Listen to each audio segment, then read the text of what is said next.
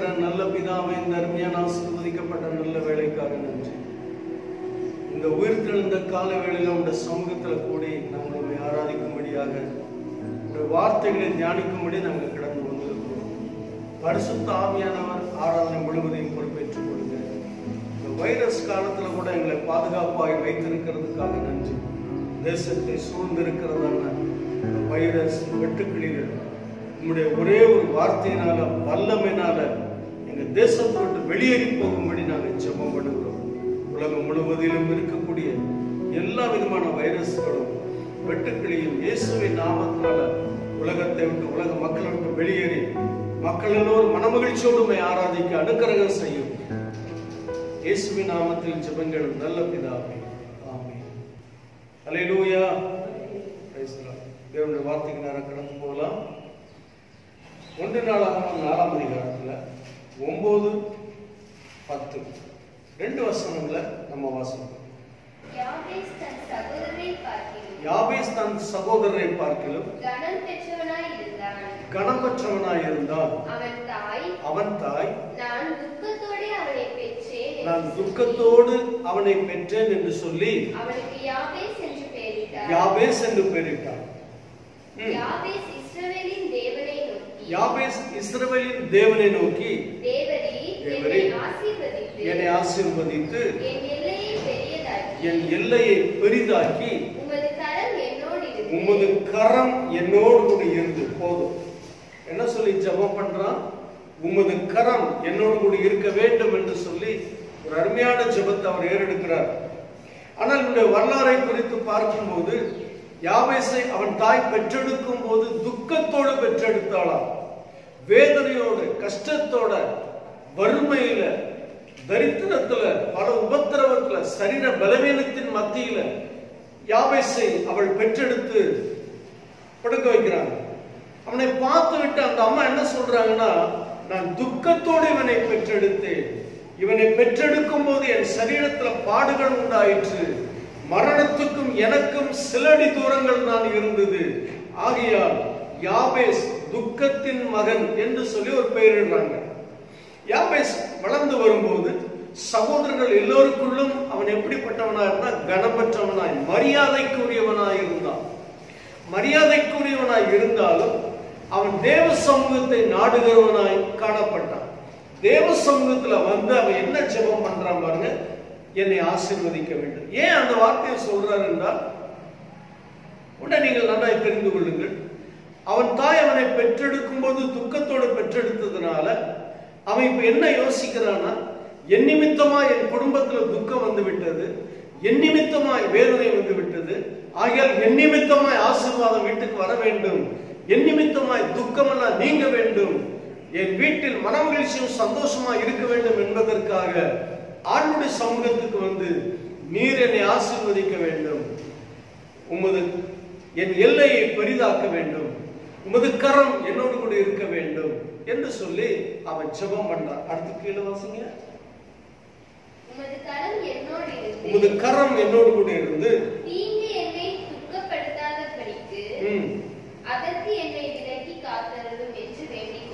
அதற்கு என்னை விலக்கி காத்துக் கொள்ளும் என்று சொல்லி வேண்டிக் கொள். எதற்கு? தீங்கு என்னை என்ன செய்யக்கூடாது, என்ன செய்யக்கூடாதுங்க, துக்கப்படுத்தாதபடிக்கு என்னை விலக்கி காத்துக் கொள்ளுங்க. இன்னைக்கு நம்முடைய தேசத்துல இந்த வைரஸ் அநேகருடைய குடும்பத்தை என்ன பண்ணிருக்குங்க, துக்கத்தை கொண்டு வந்திருக்கு.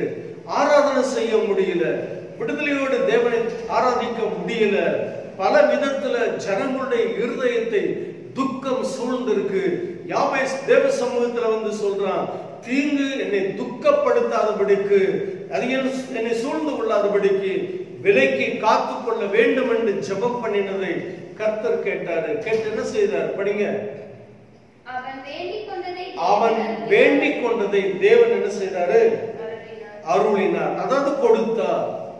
அவன் என்ன சொல்லி ஜெபம் பண்ணினானோ அந்த ஜெபத்துக்கு பதிலாக அவன் கேட்டதை கொடுத்தார். சாலமோன் ஜெபம் பண்ணினா, அங்க ஆண்டவர் அவங்கிட்ட பேசும்போது, நீ எனக்கு உகந்த ஒரு விண்ணப்பத்தை பண்ணினதுனால நீ கேளாததெல்லாம் நான் உனக்கு தந்திருக்கேன், உன் விண்ணப்பத்தை கேட்டேன், நான் உனக்கு கேளாததெல்லாம் தர்றேன்னு சொல்லி ஆஸ்தி, ஐஸ்வர்யம், ஞானம், கிருபை எல்லாவற்றையும் கேட்டான். கொடுத்தார். அப்ப சாலமோன் ஜெபத்தை கேட்டு அவனுக்கு வேண்டியதை கொடுத்தவர், யாபேசுடைய ஜெபத்தை கேட்டு அவன் வேண்டிக் கொண்டதை கர்த்தர் கொடுத்துட்டார். அதுல இன்னைக்கு நம்ம என்ன பார்க்க போறோம்னு சொன்னா, உமது கரம் என்னோடு கூட இருக்க வேண்டும். தேவனுடைய கரம் ஒரு மனுஷனோட இருந்தால், ஒரு தனிப்பட்ட ஒரு நபரோடு கூட இருந்தால், ஒரு குடும்பத்தோடு கூட இருந்தால் எப்படி இருக்கும் என்று சொல்லி இன்றைக்கு வேதத்துல தியானிக்கப்படும். உங்களுடைய ஜெபத்துல எப்போதுமே எப்படி கேட்கணும்னா, இந்த மாதிரி கருத்தா ஜெபம் பண்ணணும். இந்த கருத்தா ஜெபம் பண்ண இந்த ஜெபத்தை உடனடியாக கர்த்தர் கேட்டு அங்கீகாரம் பண்ணா உங்க வாழ்க்கையில நீங்க ஜெபம் பண்ணும்போது கருத்தாக ஜெபம் பண்ணுங்க. எலியா என்னப்பட்ட மனுஷன் நம்மை போல பாடுள்ள ஒரு மனுஷனா இருந்தாலும் அவன் கருத்தாய் ஜெபம் பண்ணினான். ஜெபத்தை கர்த்தர் கேட்டு வானத்தை அடைச்சாரு. திரும்ப கருத்தா ஜெபம் பண்ணினான், வானத்தை திறந்தார். ஒரு அல்லேலூயா சொல்லுங்க. அல்லேலூயா, பிரைஸ் தி லார்ட். பாருங்க, வாசிக்கலாம். எஸ்றா 7ஆம் அதிகாரத்துல 6, 7 பின்பு 28ஆம் வசனம். முதல்ல 6ஆம் வசனம் வாசிக்கலாம். இந்த எஸ்றா இஸ்ரவேலின் தேவனாகிய கர்த்தர் அருளிய மோசேயின் நியாயப்பிரமாணத்திலே தேறின வேத பாரகனாக இருந்தான். இவன் எப்படிப்பட்டவனா இருக்கா? எஸ்றா தேவனுடைய வார்த்தையில, நியாயப்பிரமாண வார்த்தைகள்ல தேறினவனா இருந்தான். உதாரணமாக எக்ஸாம் எழுதுறாங்க, தேர்ச்சி பெற்றுட்டாங்கன்னு சொல்றாங்க, ஜெயிச்சுட்டாங்க, பாஸ் பண்ணிட்டாங்கன்னு சொல்றாங்க. அதே மாதிரிதான் வேதத்தை ஆராய்ந்து பார்த்து அதுல வேத பாரகனாய் தேறினவனாய் இருந்தான். இவன் தேறினவனாய் இருந்ததுனால அங்க என்ன பாருங்க, வாசிங்க தொடர்ந்து. அவனுடைய தேவனாகிய கர்த்தருடைய கரம் அவன் மேல் இருந்ததினால் கேட்டவைகளை எல்லாம் ராஜா அவனுக்கு கொடுத்தார். கர்த்தருடைய கரம் எஸ்றா மேல இருந்துச்சு. எஸ்றா மேல இருப்பதற்கான அடிப்படை காரணம் என்ன? அவன் வேதத்தை தியானிக்கிறவனாயும் அதிலே தேறினவனாயும் இருந்தான். உங்க வாழ்க்கையில நேரத்தை வீணடிக்காதபடிக்கு, வீணாக்காதபடிக்கு கிடைக்கிற நேரத்துல வேதத்தை தியானித்து பாருங்க. அவைகளாலே உங்களுக்கு என்ன உண்டு? நித்திய ஜீவன் உண்டு. 1ஆம் சங்கீதத்துல கர்த்தருடைய வேதத்தை இரவும் பகலும் தியானிக்கிற மனுஷன் பாக்கியவான், அவன் செய்வதெல்லாம் வாய்க்கும். எஸ்றா அப்படிப்பட்டவனா இருந்ததுனாலதான் ராஜாவுடைய கண்கள்ல தயவு கிடைத்தது. ராஜா கிட்ட இவன் என்னென்ன கேட்டானோ கேட்ட எல்லாவற்றையும் ராஜா என்ன செய்தாரு? கொடுத்துட்டார். எதனால? தேவனுடைய கரம் அவன் மேல் இருந்ததுனால. தேவனுடைய கரம் உங்க மேல இருக்கா என்று சொல்லி நீங்க பாருங்க. தேவனுடைய கரம் இருக்க வேண்டுமானால் நீங்க படிச்சிருக்கலாம், படிக்காதவங்களா இருக்கலாம், வேத வாசிக்க தெரியாதவங்களா இருக்கலாம். ஆனா கேட்ட தேவனுடைய வார்த்தையை தியானம் பண்ணி கொண்டு இருந்தாலே செய்வது எல்லாமே வாய்க்கும். அல்லேலூயா. அந்த அதே அதிகாரத்துல 7ஆம் அதிகாரத்துல 9ஆம் வசனம் வாசிக்கலாம்.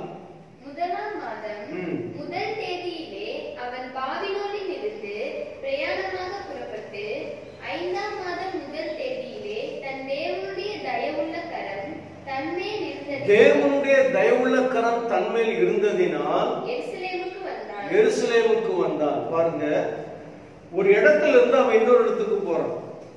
அப்போ ஒரு இடத்துல இருந்து இன்னொரு இடத்துக்கு போறதுக்கு யாருடைய தயவு தேவைப்பட்டுச்சு? தேவனுடைய தயவு. அதனாலதான் சொல்லப்பட்டிருக்கு, தேவனுடைய கரம் என் மேல் இருந்ததுனால நான் எருசலேமுக்கு போனேன் அப்படின்னு சொல்றேன். தேவனுடைய கரம் உங்கள் மேல் இருக்குமானால் நீங்க இங்கிருந்து தேவனுடைய ராஜ்யமாகிய அந்த புதிய எருசலேமுக்குள் பிரவேசிக்கலாம். எஸ்றா மேல தேவனுடைய கரம் இருந்ததுனால ராஜா கேட்டதெல்லாம் கொடுத்தார். தேவனுடைய கரம் உங்க மேல இருந்துச்சுன்னா வேதத்தை வாசிக்கிறவங்களா இருப்பீர்களே, ஆனால் நீங்கள் தேவனிடத்தில் என்னென்ன கேட்பீர்களோ அது எல்லாவற்றையும் தருவார். புதிய ஏற்பாட்டுல நம்ம வாசிக்கிறோம், கேளுங்கள் உங்களுக்கு என்ன செய்யப்படும்? கொடுக்கப்படும். தேடுகிறவன் கண்டடைவான், தட்டுகிறவனுக்கு என்ன செய்யப்படும்? திறக்கப்படும். எதனால? தேவனுடைய வார்த்தை அவர்களுக்குள்ள இருந்ததுனால அவன் ராஜாட்ட கேட்டதெல்லாம் கிடைச்சிச்சு.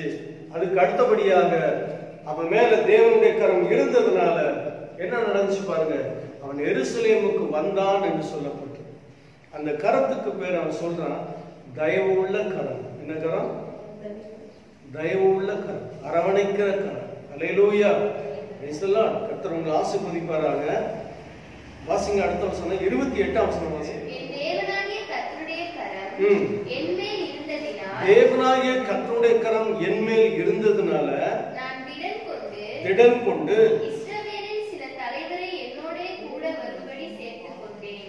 பாத்தீங்களா, தேவனுடைய கரம் உங்க மேல இருந்துச்சுன்னா பெரிய பெரிய தலைவர்கள்லாம் கூட உங்ககிட்ட என்னவா இருப்பாங்க?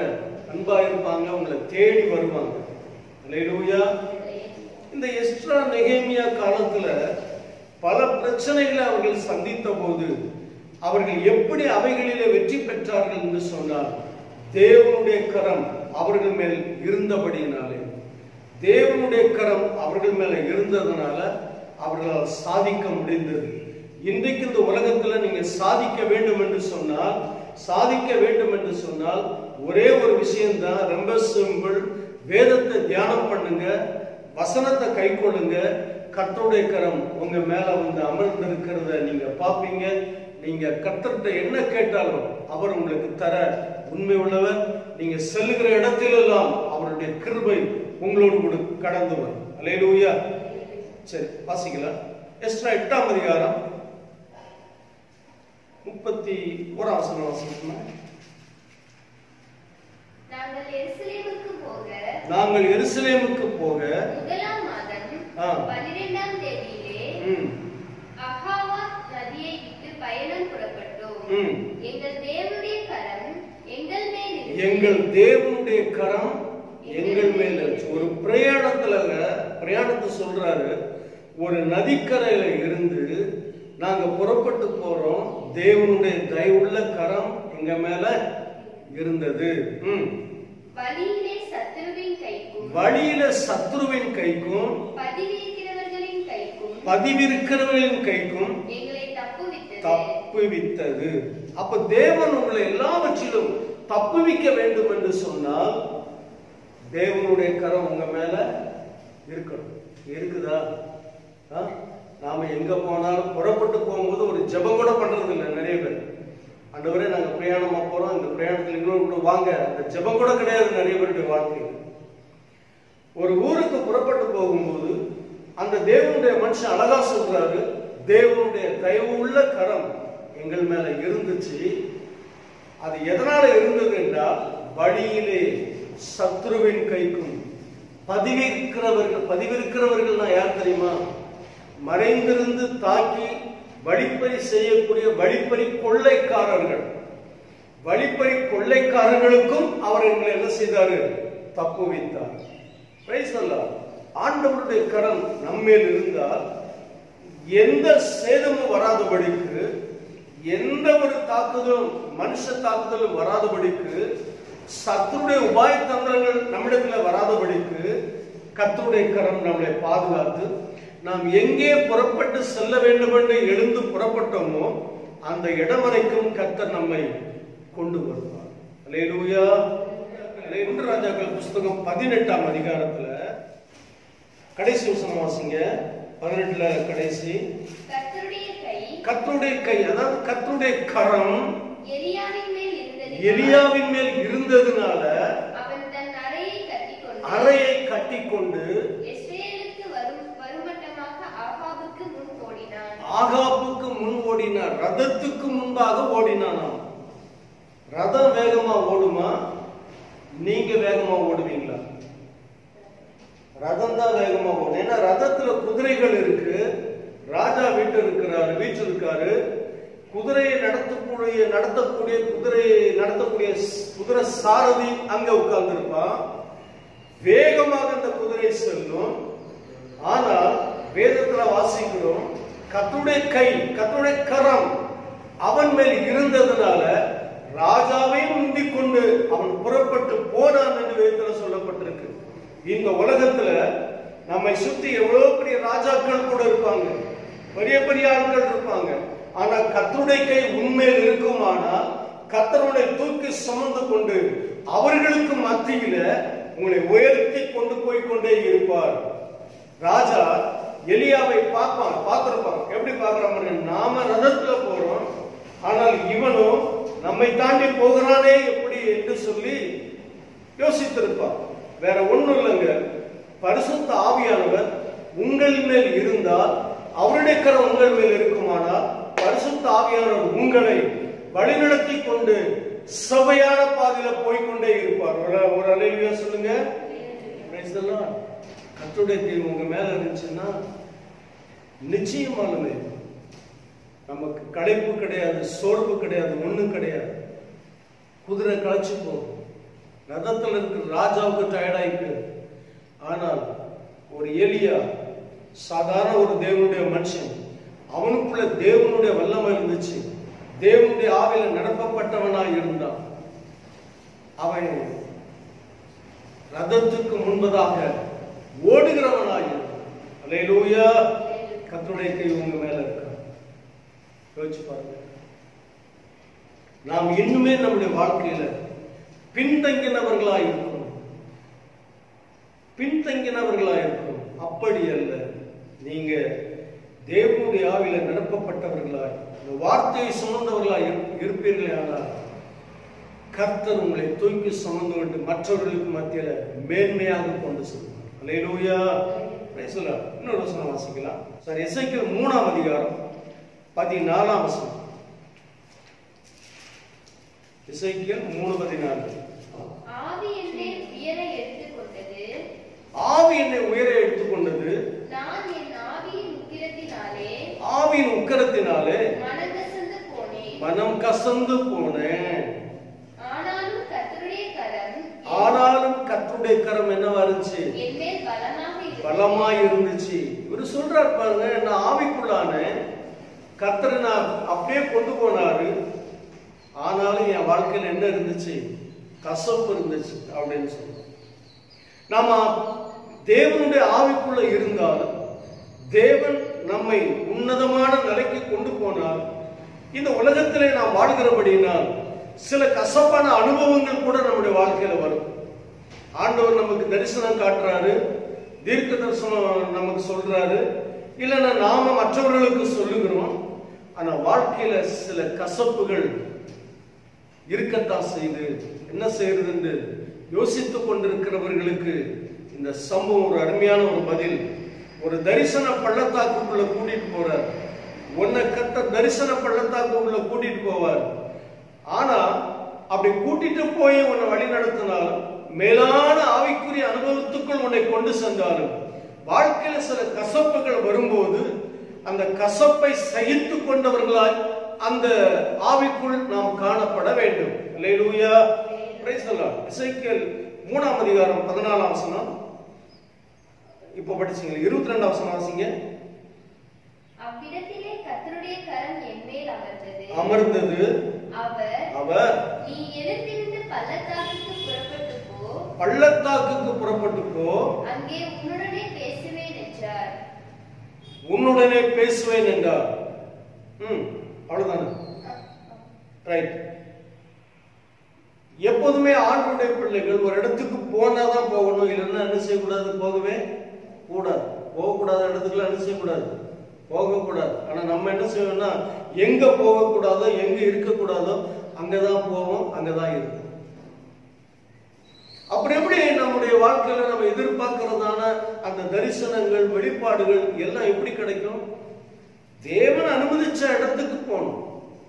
அங்க அருமையா எசேக்கியேல் அழகா சொல்றார், அப்படியே என்னை கூட்டு போனாரு, நான் தரிசன பள்ளத்தாக்குக்குள்ள நான் கொண்டு போகப்பட்டேன் அப்படின்னு சொல்லி. அந்த வசனத்தை மறுபடியும் வாசிக்கலாம். 8:22. அவ்விடத்திலே கர்த்தருடைய கரம் என் மேல் அமர்ந்தது. அவர் நீ எழுந்திருந்து பள்ளத்தாக்குக்கு புறப்பட்டு போ. ஒரு காரியத்தை முதல்ல எழுந்திருக்கணும். ஆவிக்குரிய வாழ்க்கையில சோர்ந்து போய் உட்கார்ந்து இருப்பீங்க. அந்த சோர்வை விட்டு நீ என்ன செஞ்சிரு? எழுந்துரு. பிரச்சனையை விட்டு எழுந்துரு. போராட்டங்களை விட்டு எழுந்திருச்சு வெளியே வா. எழுந்திருச்சு வெளியே வந்தாதான் நீ தரிசனங்களை காண முடியும். பிரச்சனைகளை பார்த்து கொண்டு, போராட்டங்களை பார்த்து கொண்டு ஐயோ நான் என்ன செய்வேன் என்று யோசிப்பாயானால், தேவனுடைய மகிமையான திட்டங்கள் நம்முடைய வாழ்க்கையில நிறைவேறாது. முதலாவது என்ன செய்யறாரு பாருங்க, எழுந்திருக்கிறார். எழுந்திருக்க சொல்றார். எழுந்திருந்து அவன் புறப்பட்டான். பள்ளத்தாக்கை நோக்கி தான் புறப்பட்டான். வாழ்க்கையில நம்ம ஆவிக்குரிய வாழ்க்கையில எழுந்து பிரகாசிக்க வேண்டும் என்று எழுந்து நடந்து போகும்போது சில பள்ளத்தாக்குகளை நாம் சந்திக்க வேண்டியது வரும். அதாவது இறக்கம். அது ஊழியத்துல கூட சில டைம்ல இறக்கம் வரலாம், குடும்பத்துல சில டைம்ல நமக்கு சில இறக்கங்கள் வந்து விடலாம், பள்ளத்தாக்கு வந்துடலாம். ஆனால் எந்த பள்ளத்தாக்கில நின்று கொண்டு ஒன்றுமில்லை என்று சொல்லுகிறாயோ அந்த பள்ளத்தாக்கை பிளந்து கர்த்தர் உன்னை ஆசீர்வதிக்கிற காலம் வருகிறது. நியாயாதிபதிகளின் புஸ்தகத்துல சிம்சோன் ஒரு பள்ளத்தாக்கில் நின்று கொண்டு, ஐயோ நான் என்ன செய்வேன், புறஜாதிகள் கையில் நான் சாக வேண்டுமோ என்று சொன்னபோது லேகின் பள்ளத்தாக்கை கர்த்தர் பிளந்து அவனுக்கு தண்ணீர் கொடுத்து அவன் ஜீவனை காப்பாற்றினது உண்மையானால் நீ ஒருவேளை ஒரு பள்ளத்தாக்கான சூழ்நிலையில் நின்று கொண்டிருக்கலாம்.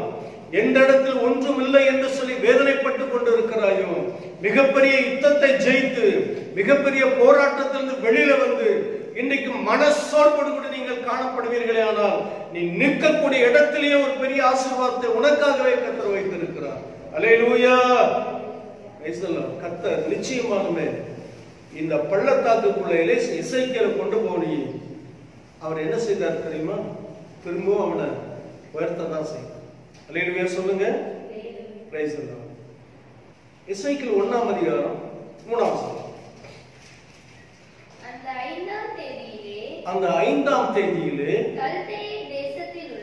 கல்தேயர் தேசத்தில் உள்ள கேபார் நதி எண்டையில ஊசி என்னும் ஆசாரியனுடைய குமாரனாகிய எசேக்கியேலுக்கு கர்த்தருடைய வார்த்தை உண்டாகி அங்கே கர்த்தருடைய கரம் அவன் மேல் அமர்ந்தது. கர்த்தருடைய கரம் அவன் மேல் அமர்ந்தது. ஒரு குடும்பத்துக்குள்ள நீ காணப்படலாம்.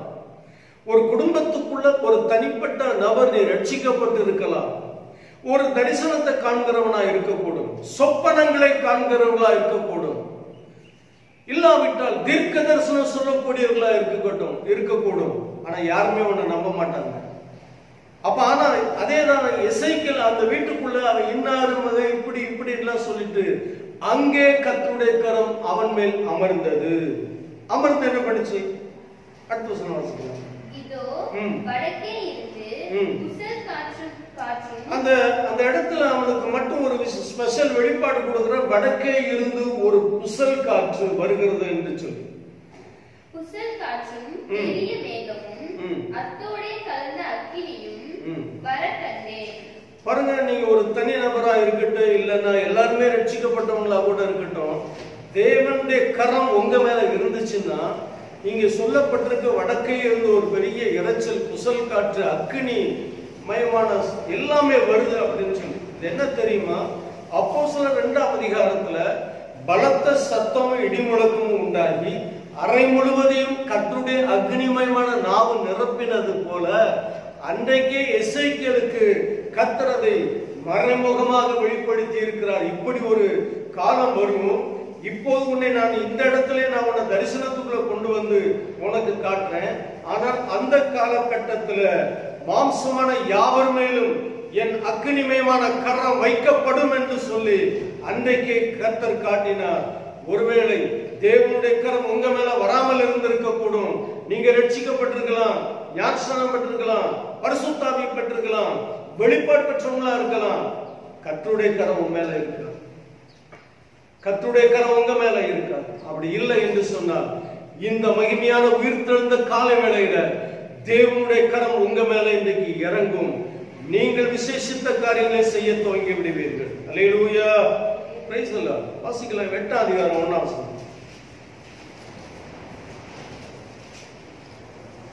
6ஆம் வருஷத்து 6ஆம் மாதம் 5ஆம் தேதியிலே நான் என் வீட்டில் உட்கார்ந்திருந்த போது யூதாவின் மூப்பர்கள் எனக்கு முன்பாக உட்கார்ந்திருந்த போதும் கர்த்தராகிய ஆண்டவருடைய கரம் அங்கே என் மேல் அமர்ந்தது. நீங்க ஒரு வீட்டு ஜெப கூட்டம் நடத்தினா கூட கர்த்தருடைய கரம் அங்கே உங்க மேல வந்து அமரும். ஒரு வீட்டுக்குள், இல்லாவிட்டால் ஒரு ஜெப வீட்டுக்குள் ஜெப வீட்டுக்குள் இருந்தாலும், பாஸ்டர் கூட இருந்தாலும், சபை மூப்பர்களோட இருந்தாலும் தேவனுடைய கரம் உன்மேல் வந்து இறங்கும். உங்க மேல வந்து தேவனுடைய கரம் இறங்கும். ரொம்ப அற்புதமா எசேக்கியேலுக்கு ஆண்டவர் சொல்றார், கர்த்தருடைய கரம் என் மேல் வந்து இறங்கிற்று. படிங்க. அப்பொழுது இதோ அக்கினி சாயலாய் தோன்றுகிற ஒருவரை கண்டேன். அவருடைய இடுப்புக்கு கீழெல்லாம் அக்கினியும் அவருடைய இடுப்புக்கு மேலெல்லாம் சொகுசாவை போல். போதும். அந்த தரிசனத்துடைய முடிவை எப்படி கொண்டு வராங்க பாருங்க. நான் அவரை பார்த்தேன், அவர் இப்படி இருந்தாரு அப்படின்னு சொல்லி. இப்ப மோசே தேவனை தரிசித்தான். இப்ப எசேக்கியேல் சொல்றாரு அவர் இப்படி இப்படி இருந்தாரு, இப்படி எல்லாம் இருந்தாரு அப்படின்னு சொல்லி. இப்ப மோசே கூட என்ன செய்வார்னா, ஆண்டவரை பார்க்கறதுக்கு அவனுக்கு ஆசை இருக்கும். அப்ப ஆண்டவர் சொல்லுவாரு, நீ என்ன காண்பாய், ஆனா என்ன செய்ய முடியாது, முகமுகமா என்ன பண்ண முடியாது, என்ன பார்க்க முடியாது. நான் உன்னை விட்டு கடந்து போகும்போது என் கரத்தினால் உன்னை என்ன செய்வேன், மறைத்துக் கொள்வேன். என் கரம் உன்னை மறைக்கும் என்று சொல்லுவார். அவனுக்குள்ள வாஞ்ச ஆண்டவரை பார்க்கணும், அவருடைய கரத்தை பார்க்கணும்னு சொல்லி. இப்ப உதாரணத்துக்கு பார்வோன் கிட்ட போய் நிற்கும் போது கோலை முன்னாடி போட்டு சர்ப்பமா மாறும் அப்படின்னு சொல்லுவார். கோலை போடுவான், மந்திரவாதிகள் அதை செய்வாங்க.